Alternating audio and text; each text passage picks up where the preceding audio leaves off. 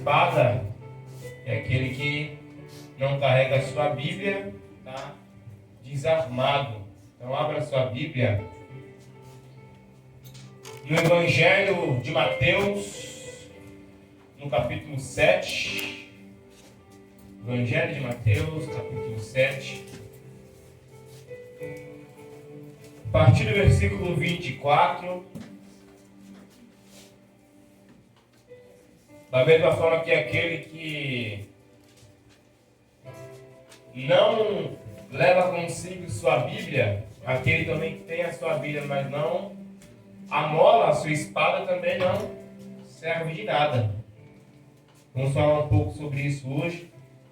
Diferença do sábio e a diferença do tolo. Amém? Quem achou? Amém. Que diz assim: assim, todo aquele que ouve estas minhas palavras e as pratica, será comparado a um homem sábio, que construiu a sua casa sobre a rocha. E caiu a chuva, vieram as enchentes, sopraram os ventos e bateram com violência contra aquela casa, mas ela não caiu, pois tinha seus alicerces na rocha. Versículo 26. Pois todo aquele que ouve estas minhas palavras e não as pratica, é como um insensato que construiu a sua casa sobre a areia. E caiu a chuva, vieram as enchentes, sopraram os ventos e bateram com violência contra aquela casa. E ela desabou, e grande foi a sua ruína. Quando Jesus acabou de pronunciar essas palavras, estavam as multidões atônitas com o seu ensino, porque eles as ensinavam como quem tem autoridade, e não como os mestres da lei. Amém? Soberano Deus, estamos agora, Pai, no momento da Tua palavra. Altíssimo Deus, te pedimos a Tua presença nesse lugar. Pai, te peço que me use como ferramenta na Tua mão. Altíssimo, não para que o meu nome venha a ser glorificado, Pai, mas Pai, para que a Tua igreja aqui mais uma vez glorifique o Teu santo nome. Pai, queremos sentir a Tua presença mais uma vez. Pai, queremos ouvir a Tua voz mais uma vez. Então fala com a Tua igreja. Em nome de Jesus. Amém. Poderia sentar? Essa passagem, essa parábola de Jesus é muito conhecida.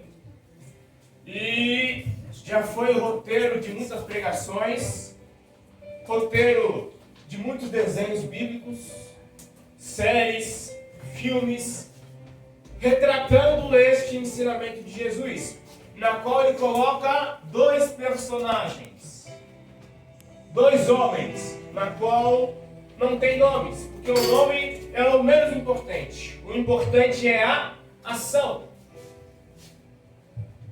Esses homens, ambos constroem uma casa.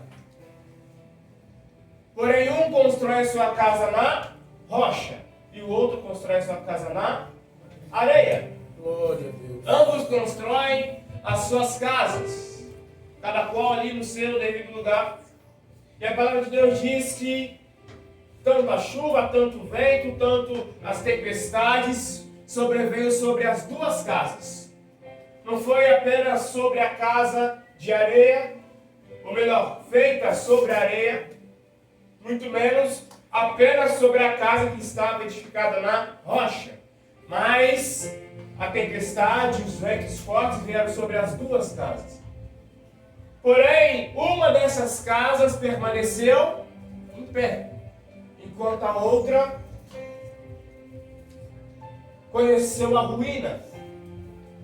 E é interessante que Jesus ele conta essa parábola ali para as multidões, para os ouvintes. Nós vemos aqui o final do Sermão da Montanha, na qual começa lá no capítulo 5, bem-aventurado os que choram, bem-aventurado os mansos, e ele começa ali falando a sua doutrina no capítulo 6, falando contra o divórcio, contra o assassinato, e agora chega no capítulo 7 falando sobre o julgamento, sobre a dor, e agora ele está finalizando a sua mensagem, que durou quantos capítulos? 3. Capítulo 5, capítulo 6 e agora o capítulo 7. Estamos diante do enredo final da mensagem de Jesus, na qual ele diz: aquele que ouve a minha palavra e não a pratica é como o homem que constrói a sua casa na areia.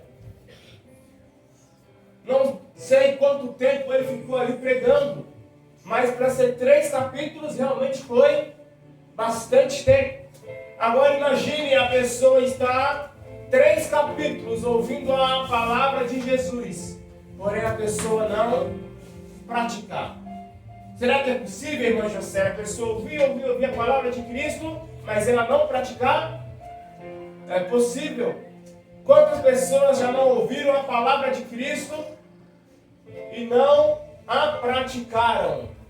E ele diz para essas pessoas que elas são tolas, insensatas, estão construindo as suas casas na areia.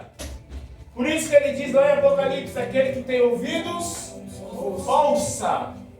Não apenas ouvir, mas ouvir e colocar em prática.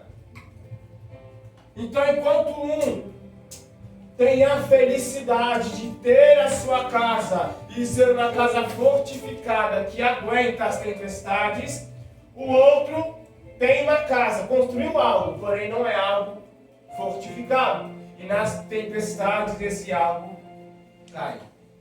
Amém? Amém. Vamos falar hoje sobre construção. Quem aqui entende de construção? Eu. Entende? A única coisa que eu entendo de construção é que está tudo caro.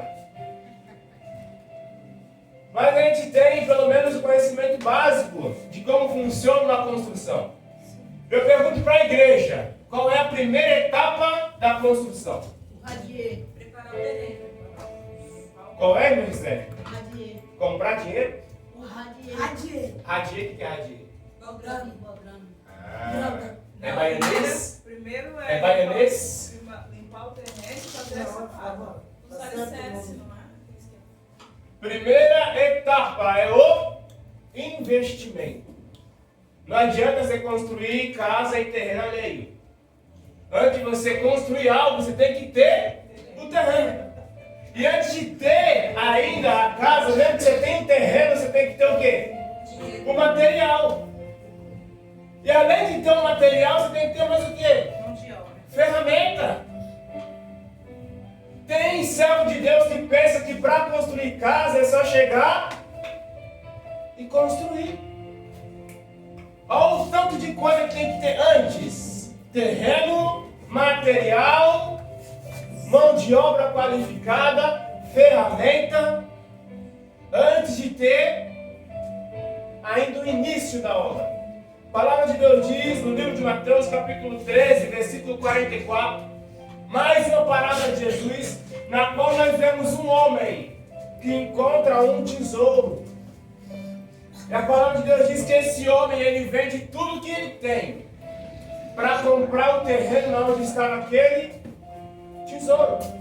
Esse tesouro é a palavra de Deus. Aquele homem encontrou a palavra de Deus, mas não pertencia a ele. Então ele vendeu tudo que ele tinha para poder ter a palavra de Deus. Ou seja, aquele tesouro era mais valioso do que tudo aquilo que ele tinha, a ponto dele abandonar tudo para pegar um terreno que tinha aquele tesouro. Antes de você limpar terreno, você tem que ter o terreno. E quem é o seu terreno, irmã Elinara? Qual é o teu terreno? Aí nós vamos voltar para a parábola. Quantos terrenos tem aqui nessa parábola? 2 terrenos. A rocha e a areia. Quem é a rocha? Antes de você construir algo, você tem que comprar o terreno, que é a rocha. Como é que nós podemos comprar essa rocha que é Jesus? Uma vida constante de oração, de pagar preço. Ele diz: aquele que quer salvar a sua vida, perdê-la. Mas aquele que abdicar da sua vida por amor a mim, esse a achará. Aquele homem, ele vendeu tudo que ele tinha para ter esse tesouro. Aleluia, Deus. Tudo que ele tinha para ter a palavra de Deus. E nós, muitas das vezes, queremos construir algo sem nem ter o principal, que é o terreno, que é Cristo. Aleluia. E não temos a Cristo porque estamos querendo viver nossa própria vida. Quando nós temos que fazer como Paulo, abandonar a nossa vida e viver para Cristo. E aí nós vamos ter o terreno.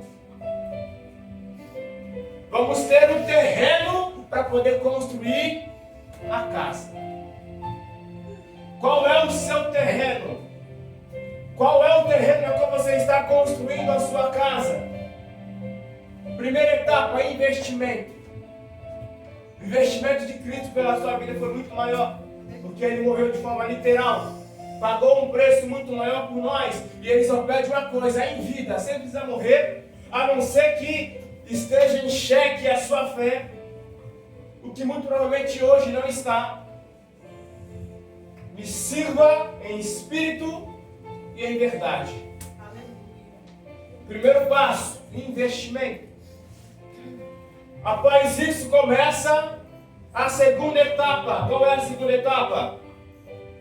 O alicerce. Quando o homem ele vai construir a sua casa sobre a rocha, a primeira coisa que ele faz é os alicerces. Como é que é feito o alicerce? Você tem que cavar. Ou seja, antes da casa subir para cima, ela tem que descer para baixo. Como é que nós descemos para baixo, irmã Jocélia? Na oração. Qual é o alicerce do servo de Deus? Em vez de querer crescer, é colocar o joelho no chão, pedir forças para Deus.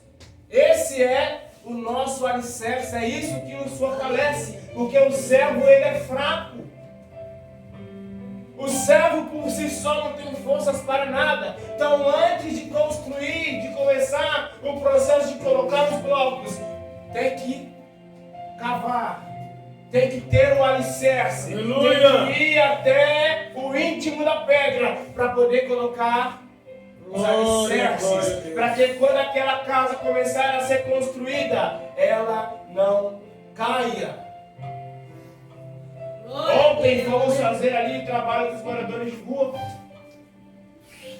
e teve ali um momento na qual nós começamos a orar por umas 6 pessoas mais ou menos. E quando eu comecei a orar por essas pessoas, uma moça caiu endemoniada. Começou a orar, ela começou a se retorcer, pai, ficou parecendo uma aranha no chão. Como é que se expulsa demônio? O servo que não está fortalecido, que não tem um alicerce, mas que tem a aparência de casa, quando vier a situação difícil, vai acontecer o quê?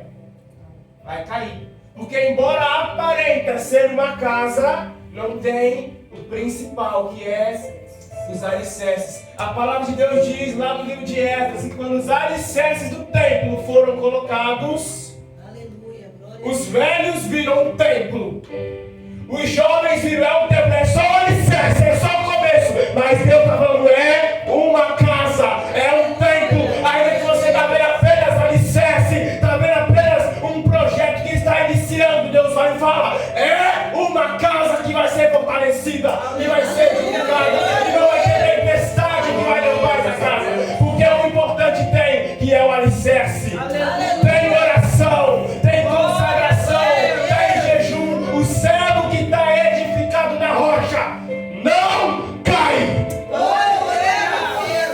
porque tem alicerce. Aquele que fortalece a igreja é Deus. Aleluia. Aquele que fortalece é Deus. Louvado seja Deus. Aleluia.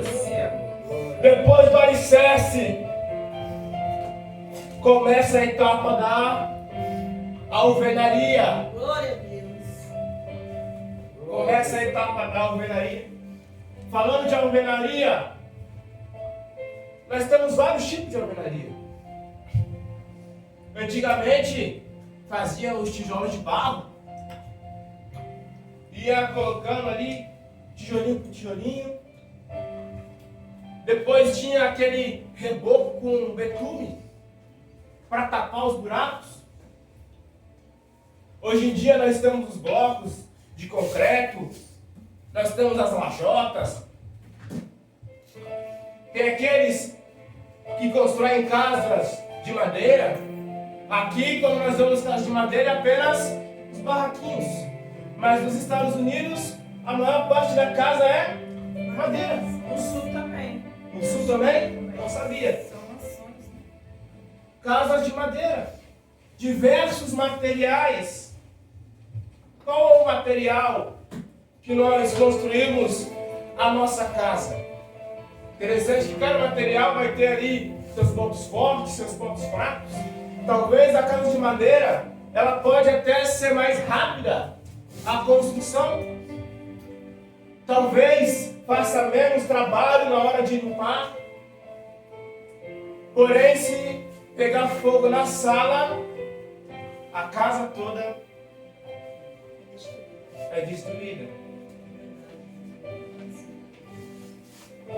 Escolha bem qual é o material que você vai construir a sua casa. Escolha bem qual é o material.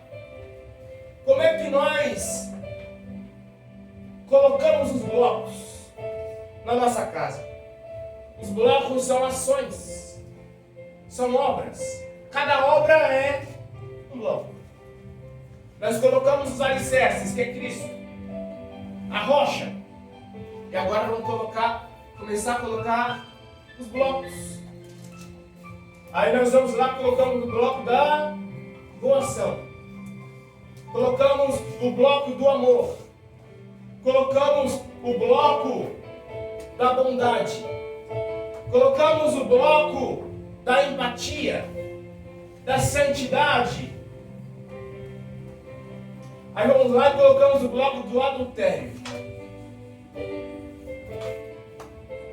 Certamente que, ainda que todos os blocos estejam ali sendo colocados, se tiver um bloco torto, se o pedreiro errar em um bloco, se ele não consertar, a parede toda vai ficar torta.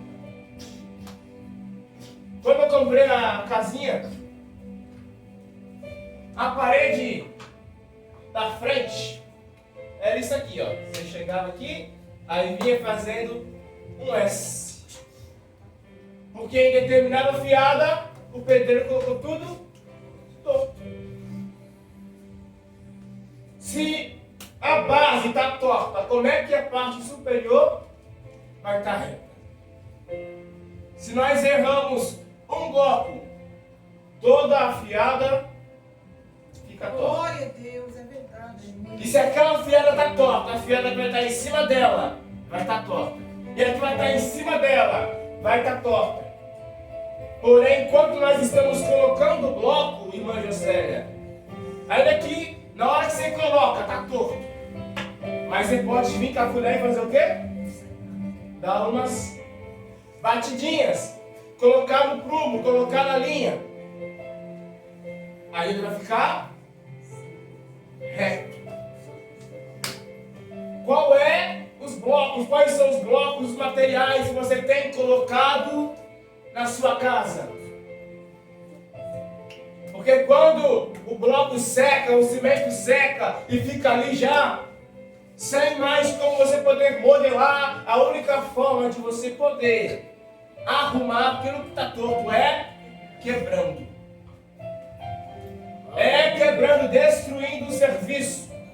Aquele que não quer ser quebrado por Deus para ser retificado deve, no processo de criação,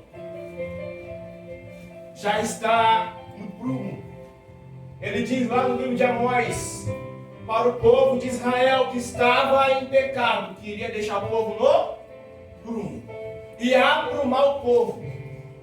E hoje Deus fala para a sua igreja mais uma vez: eu vou aprumar quem está torto. Glória a Deus. Se você não quiser se consertar no processo de criação, no processo da alvenaria, eu vou quebrar o que está torto e vou fazer de novo e vou aprumar a minha igreja. Eu não quero igreja torta, eu quero uma igreja reta, do caminho da retidão, do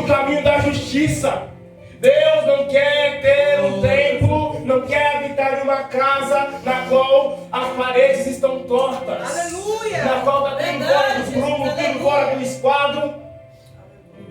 Deus, Ele não quer. Coloque os seus blocos com perfeição. Na linha, no esquadro, no prumo, tudo na maneira correta. Tudo da forma correta. Porque aquele que não estiver da forma correta, quando o fiscal de obra chegar, ele vai apontar.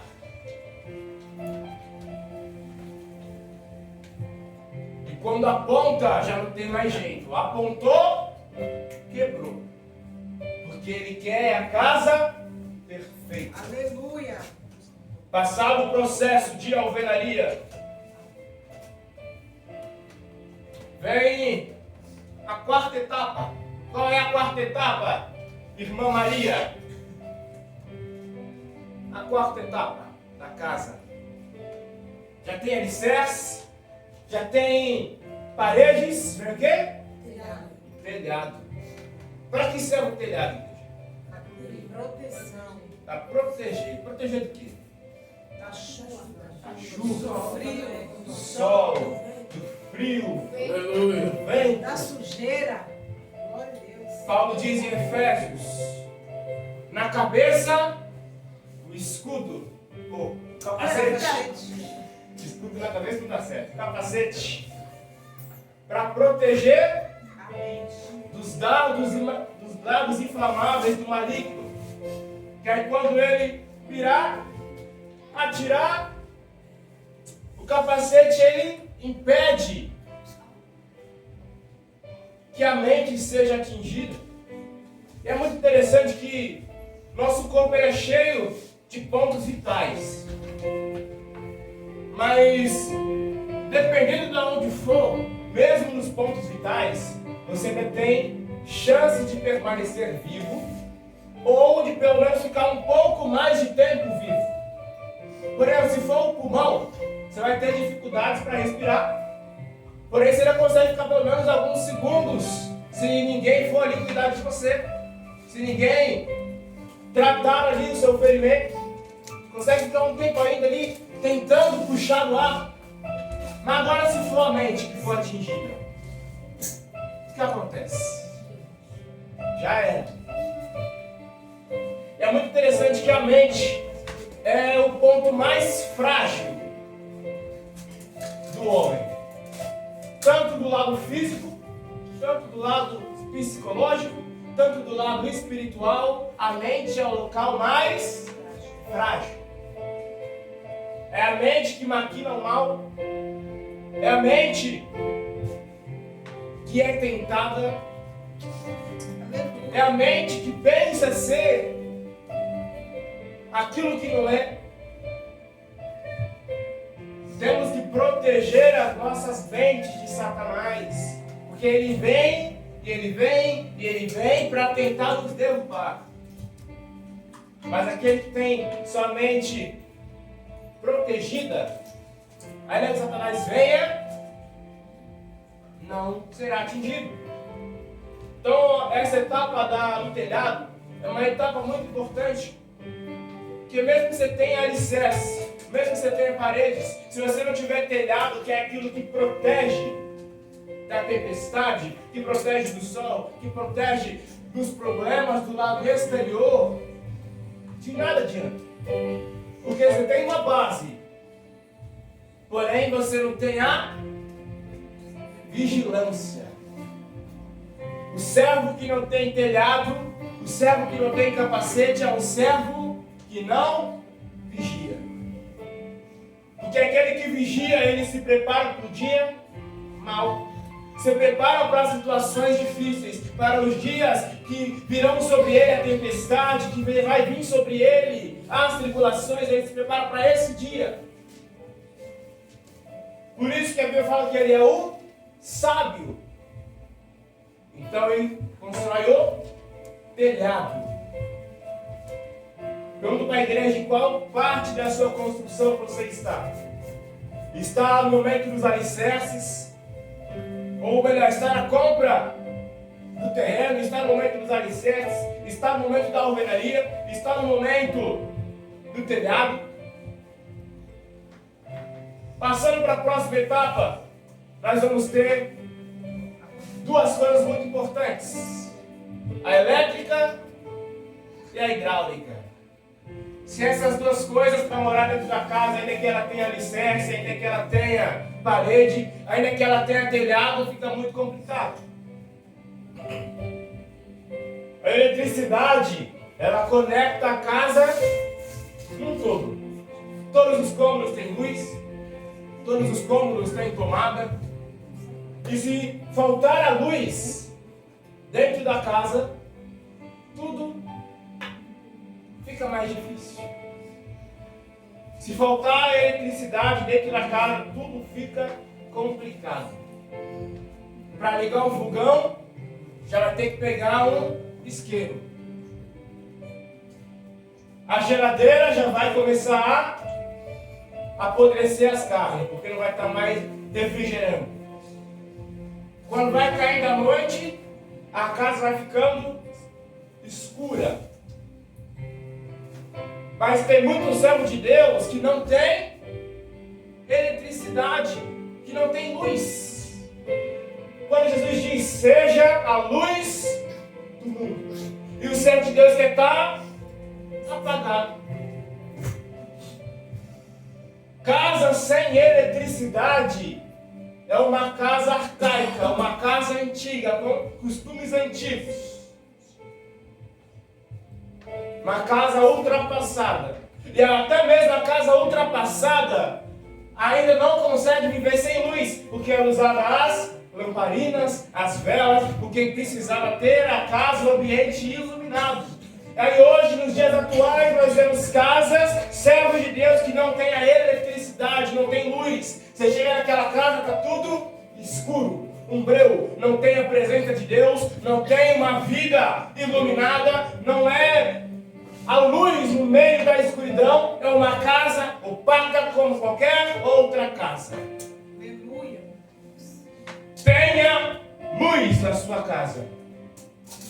Porque todo aquele que tem alicerce é para ter luz. Porque aquele que é o alicerce é aquele também que ilumina a nossa vida. E se na tua casa não tem luz, certamente tu também não tem alicerce. Aquele que tem alicerce tem luz. Segunda parte é a hidráulica. A água. O ser humano ficar 4 dias sem beber água, ele morre. Jesus, ele é a água da vida. Servo que não bebe dessa água, a casa que não tem água potável para se beber, é uma casa inabitável. Uma casa impossível para se viver. Porque tem tudo, menos o necessário para a sobrevivência. Aquele que não bebe água não sobrevive. Aquele que não se alimenta do pão da vida, que é Cristo, da água da vida, que é Jesus, esse morrerá, porque não está saciado. Esse tem sede, este tem fome, porém na sua casa não tem água. Casa de servo de Deus tem que ter água. Porque muitas das vezes o vizinho vai chegar para tu e você vai falar, me empresta um copo d'água. Vai ter água? Vai ter Jesus para dar para o vizinho? Vai ter Jesus para ajudar o próximo com um copo d'água? Casa de servo de Deus tem que ter água. Temos que ter terreno, alicerce, paredes, telhados, luz e água. A partir daqui, se tornou uma casa habitável. Mas está pronta a casa? Sim ou não? Está pronta a casa? Ainda não. Mas está Já dá para habitável. Se for um homem até no estado que está, até ficaria normalmente. Uma mulher até ficaria, mas não por muito tempo. Ia querer melhorar logo. Ia querer logo colocar um piso, logo pintar as paredes. O homem nesse quesito ele é um pouco mais acomodado. Mas Deus então, ele não se contenta apenas com uma casa que é habitável. Ele quer uma casa pronta. Então o processo final é o acabamento. O que vem no acabamento? Reboco, piso, pintura, azulejo, porta, janela, decoração, móveis. Os acabamentos é aquilo que vai finalizar a obra. Aquilo que estava cru, agora vai ficar pronto. Agora, nós olhamos para as paredes que estavam cheias de buraquinho, onde poderia entrar ainda alguma seta ou algum inseto. Mas o reboco ele veio e blindou a parede contra os invasores indesejados. Aí vem a pintura e deixa tudo mais bonito. Aí o piso deixa a casa mais bonita, evita aquele pó que tem no contrapiso que é horrível de limpar. Aí a decoração, os móveis, mostra que aquela casa é uma casa onde tem morador. Tem muito servo de Deus, na qual tem a casa, tem alicerce, tem parede, tem telhado, porém a casa está vazia. A casa não aparenta ter ninguém morando, porque não tem móveis, não tem nada que mostre casa preenchida. E casa que não tem gente é uma casa ainda que tem um dono. Não tem casas que tem donos, porém o dono só vai lá uma vez no mês, só vai final do ano. É uma casa apenas para ter, para um momento. Mas Deus ele quer habitar em nós não apenas momentos, mas Ele quer morar nesta casa. Não permita ser uma casa vazia. Não permita. Como é que nós não permitimos, irmã Gessélia? Sendo uma casa cheia, tendo os acabamentos finais, tendo o alicerce, tendo a parede, tendo o terreno, tendo o telhado, tendo tudo. A casa vai ser cheia, vai ter morador. Porque quando ele olha e vê a casa sem problemas, sem defeitos, ele vai e habita. E quando ele habita, ele cuida. E ele que tem que fazer manutenções, quem vai fazer é o morador. Pergunta para a igreja, qual é a fase de construção que você está? Em qual momento? Está no início, está na compra do terreno, está na metade colocando o telhado, está construindo ainda as paredes? Qual é a fase da tua construção? Porque a palavra de Deus diz que virá a tempestade, virá a tribulação, virá a luta, virá o desânimo, virá o luto, virá Satanás, virá demônios, virá enviados, virá um monte de coisa. Mas a casa que está fortalecida na rocha, que tem as suas paredes aprumadas, que tem o telhado fortificado, que tem morador, esta casa não será derrubada. Glória a Deus. Porém, permanecerá de pé. Permanecerá de pé. Então fique de pé. Qual o processo que você está? Feche os olhos e imagine. Qual é o processo que você está? Paulo ele diz, aquele que completou, aquele que iniciou a boa obra é fiel para terminar. Ele diz isso falando da palavra de Deus em nossas vidas. Porém, o processo de construção, o processo de alicerçamento, o processo de edificação, o processo de alvenaria, de colocar os telhados, de ter o acabamento final, não compete a Deus. A obra que Deus inicia, Ele é fiel para terminar, que é a obra da transformação. Mas agora a obra que você inicia na sua vida, seja fiel para terminar. Em qual momento você está? Qual é a situação da sua vida que você está hoje? Não morra aí.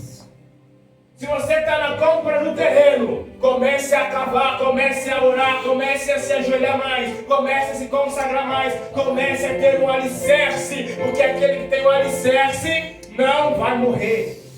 Se você está na fase da alvenaria, coloque os blocos aprumados, os materiais certos, a bondade, a justiça, o amor, a paz, a longanimidade, aquilo que vem de Deus. Para que futuramente você não tenha que ser destruído, quebrado, para ser refeito, tenha que fazer reforma, não. Coloque os blocos corretos agora, porque é uma missão sua. Após a alvenaria, coloque o telhado.